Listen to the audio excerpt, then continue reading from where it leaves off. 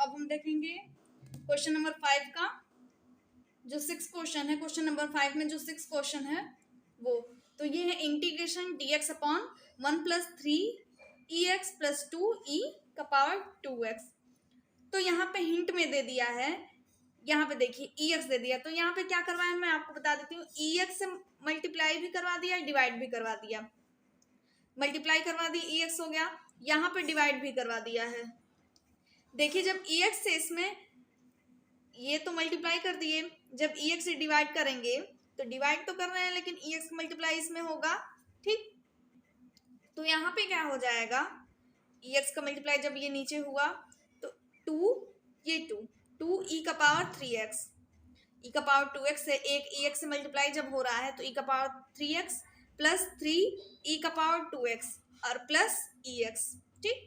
ex से divide किए और ex से मल्टीप्लाई, तो ये मल्टीप्लाई किए और ये डिवाइड किए, लेकिन डिवाइड वाला पार्ट इसमें मल्टीप्लाई हो गया। अब यहाँ पे हम ले लेंगे ex इक्वल टू टी, ठीक। इसका डिफ्रेंसिएशन जब करेंगे तो ex equal to d t by d x, dx को इस साइड भेज दिए जिससे क्वेश्चन में हम पुट कर सके ex ds equal to d t मिल गया हमें। इतना हमारे हिंट में था, ठीक, यहाँ तक हिंट में दिया था। अब आगे हम वैल्यू पुट करेंगे तो देखिए ex dx जगह पे हमने रखा dt, जहां जहां ex है वहां पे t रखा, यहाँ पे e का पावर 3x है यानी कि ex इंटू ex, तो क्या हो जाएगा t इंटू टी यानी t क्यूब, तो 2t क्यूब प्लस 3, यहाँ पे e का पावर 2x है यानी कि e का पावर x इंटू e का पावर x यानी t का पावर 2, तो 3t का पावर 2 प्लस t हो गया।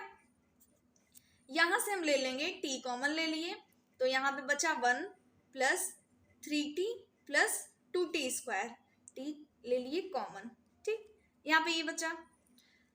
तो हमने आपको बताया है कि कोई भी इक्वेशन हो उसको थोड़ा सही ढंग से लिखें, तो सही ढंग क्या होगा, 2t स्क्वायर आगे फिर 3t फिर 1, तो 2t स्क्वायर आगे कर लिए, 3t को हम क्या लिख सकते हैं 2t प्लस t लिख सकते हैं और प्लस 1 ऐसे ही।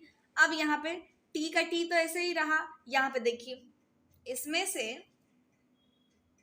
इतने पार्ट में से 2t कॉमन हो गया, बचा क्या, यहाँ पे बचा t प्लस 1 और फिर इतने पार्ट में कुछ कॉमन नहीं है तो 1 कॉमन है, 1 कॉमन लिए बचा क्या t प्लस 1, ठीक। अब यहाँ पे देखिए t तो ऐसे ही है, यहाँ पे एक ब्रैकेट में होगा 2t प्लस 1 और एक ब्रैकेट में हो गया t प्लस 1। आप गुणनखंड किए होंगे, किसी इक्वेशन का गुणनखंड जब हम करेंगे तो ऐसे ही होता है गुणनखंड, यहाँ पे एक ब्रैकेट में आ गया 2t प्लस 1 और एक ब्रैकेट में t प्लस 1, क्योंकि t प्लस 1 इसमें भी है t प्लस इसमें भी है तो t प्लस 1 कॉमन हो गया है, तो t प्लस 1 जब कॉमन हो गया तो बचा था 2t प्लस 1, तो एक ब्रैकेट में 2t प्लस 1 एक ब्रैकेट में t प्लस 1। अब इसको हम पार्शियल फ्रैक्शन में चेंज कर लिए, ठीक।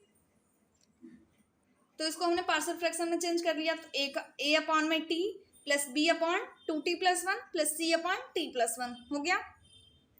अब इंटीग्रेशन का साइन हटा के इसको हम सॉल्व कर लेते हैं, तो देखिए जब इंटीग्रेशन का साइन हमने हटाया तो यहाँ पे आया 1 upon T 2t plus 1 t plus 1 और यहाँ पे t 2t plus 1 t plus 1, ये हो गया एलसीएम में।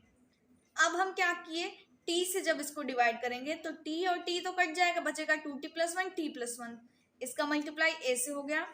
यहाँ 2t प्लस 1 से जब इसको डिवाइड करेंगे तो 2t प्लस 1 कट जाएगा, बचेगा t प्लस 1, इसका मल्टीप्लाई b से हो जाएगा। ऐसे ही यहाँ पे t प्लस 1 से जब इसको डिवाइड करेंगे तो कट जाएगा, बचेगा t 2t प्लस 1, यहाँ पे इसका मल्टीप्लाई हो गया, ठीक। ये तो सही है। अब यहाँ पे देखिए इसके अपॉन में ये, इसके अपॉन में ये दोनों सेम है, दोनों कैंसिल, बचा क्या 1 इक्वल टू ये ऊपर का पार्ट पूरा बच गया। अब हम इसको इक्वेशन वाले मेथड से भी कर सकते हैं लेकिन वो ज़्यादा हार्ड लग रहा है, इसलिए हम इसी मेथड से कर देते हैं। तो एक बार हम लेंगे, यहाँ पे देखिए एक बार है 2t प्लस 1 एक बार है t प्लस 1 और एक बार t भी है, ठीक। तो एक बार हम ले लेते हैं putting t plus 1 equal to 0, तो यहाँ से t की वैल्यू क्या आ जाएगी -1। अब जहाँ जहाँ t है वहाँ वहाँ आप -1 रख दीजिए। 1 equal to a, t equal to -1 है तो टी की जगह पे -1, यानी कि 2 इंटू -1 -2 प्लस 1, टी की जगह पे -1 प्लस 1 प्लस बी टी की जगह पे -1, यहाँ पे भी टी की जगह पे -1, सी इंटू टी की जगह पे -1 और यहाँ पे 2 इंटू -1 -2 प्लस 1। सही है, ये हो गया। अब इसके आगे देखिए, यहाँ पे दिया है -1 प्लस 1, ये -1 प्लस 1, जीरो, जीरो का मल्टीप्लाई इसमें हुआ तो ए वाला पूरा पार्ट जीरो। ऐसे ही यहाँ पे -1 प्लस 1 दिया है तो जीरो, जीरो का मल्टीप्लाई जब इनमें होगा तो बी वाला पार्ट भी पूरा जीरो।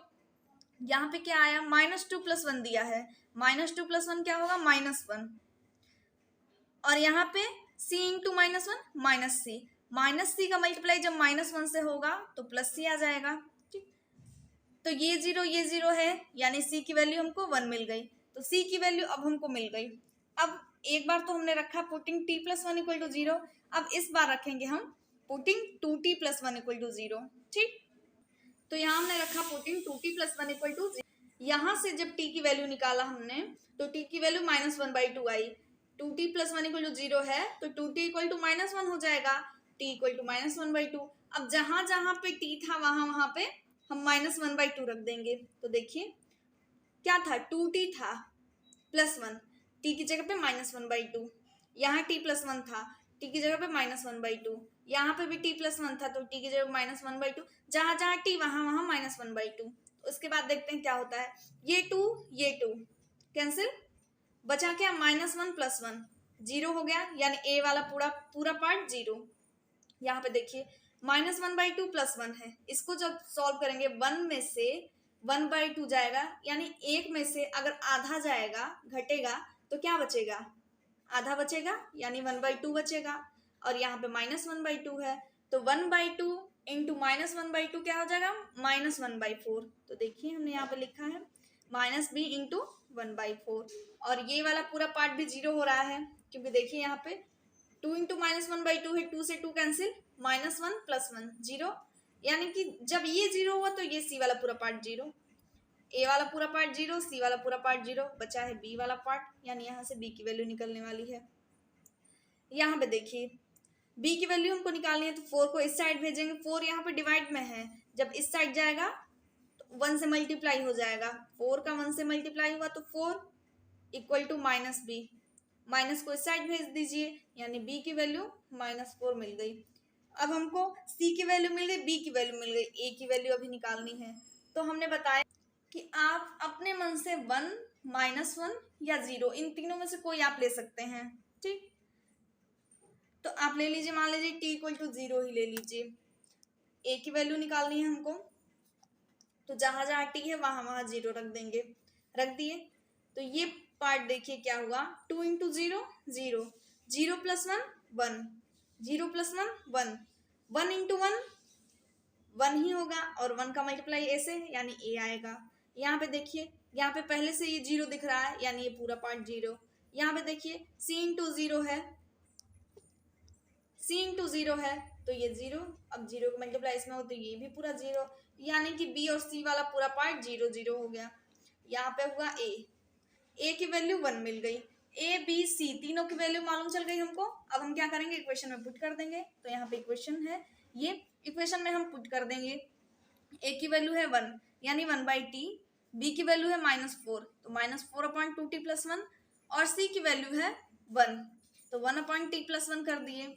तो 1/t का इंटीग्रेशन क्या हो जाएगा, log t, और यहाँ पे -4 कांस्टेंट है तो बाहर हो गया, यहाँ पे 2t प्लस 1 है तो इसका इंटीग्रेशन क्या होगा, log 2t प्लस 1, लेकिन यहाँ पे 2t प्लस 1 है, इसका डिफ्रेंसिएशन अपॉन में करना पड़ेगा, तो हमने 2t प्लस 1 का डिफ्रेंसिएशन अपॉन में कर दिया। अब यहाँ पे है 1/t प्लस 1, इसका डिफ्रेंसिएशन, इसका इंटीग्रेशन log t प्लस 1 हो जाएगा। इसका डिफ्रेंसिएशन हम क्यों नहीं अपॉन में कर रहे हैं, क्योंकि t का डिफ्रेंसिएशन करेंगे तो 1 और 1 का डिफ्रेंसिएशन 0 आएगा, अपॉन में 1 तो कोई मतलब है नहीं 1 का। ठीक, अब यहाँ पे देखिए log t -4 log 2t plus 1, यहाँ पे देखते हैं इसका डिफ्रेंसिएशन क्या आया, 2 कांस्टेंट है बाहर, t का डिफ्रेंसिएशन 1, 1 का डिफ्रेंसिएशन 0 तो यहाँ पे 2 आया अपॉन में, प्लस log t प्लस 1। ठीक, अब यहाँ पे देखिए अपॉन में 2 इंटू 1 2, 2 प्लस 0 2 ही आएगा, यानी 2 से ये 4 डिवाइड जब होगा तो 2 ऊपर आ जाएगा, बचेगा 2, ऊपर आ जाएगा नहीं, ऊपर 2 बचेगा। 2 से 4 को डिवाइड करेंगे तो 2 बचेगा, तो ये 2 log 2t plus 1 plus log t plus 1। अब हमें ये भी देखना है कि हमने t इक्वल टू लिया क्या था, एकदम शुरू में जब हम ले रहे थे t इक्वल टू लिया क्या था, तो t इक्वल टू ex लिया था। तो यहाँ पे जहाँ जहाँ t है वहाँ वहाँ ex रख दिए, log ex minus 2 log 2 ex plus 1 plus log ex plus 1।